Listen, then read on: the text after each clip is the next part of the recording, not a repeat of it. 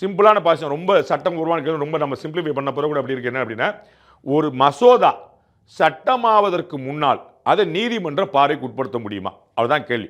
நாங்கள் ஒரு மசோதா சட்டமன்றத்தில் நிறைவேற்றுறாங்க, அதை ஆளுநர் ஓகே பண்ணுறாரு, இல்லாட்டி நிராகரிக்கிறாரு, இல்லாட்டி பிரசிடென்ட் அனுப்பி வைக்கிறாரு, அதுக்குள்ளே கெசட்டுக்கு வரல.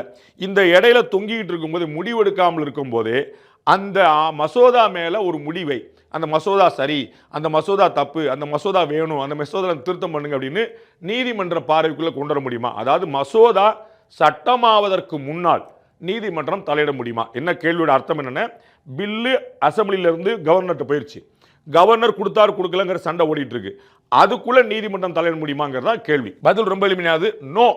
The decisions of the governor and the presidents are not justiciable at a stage anterior into the law coming into force. ஒரு சட்டமாவதற்கு முன்னால் மசோதாவாகவே இருக்கும்போது அதில் பிரசிடென்டோ கவர்னரோ ஒப்புதல் அளிக்காத போது அதில் நீதிமன்றம் தலையிட்டு இந்த சட்டம் சரி சட்டம் சரியில்லை, ஒப்புதல் சரி ஒப்புதல் அளிக்கலை சொல்ல முடியாது. No, the decisions of the governor and the president are not justiciable at a stage anterior into the law coming into force. அதற்கு முன்னாடி குடியரசுத் தலைவருடைய ஆளுநருடைய முடிவை கொண்டு வர முடியாது, விமர்சிக்க முடியாது.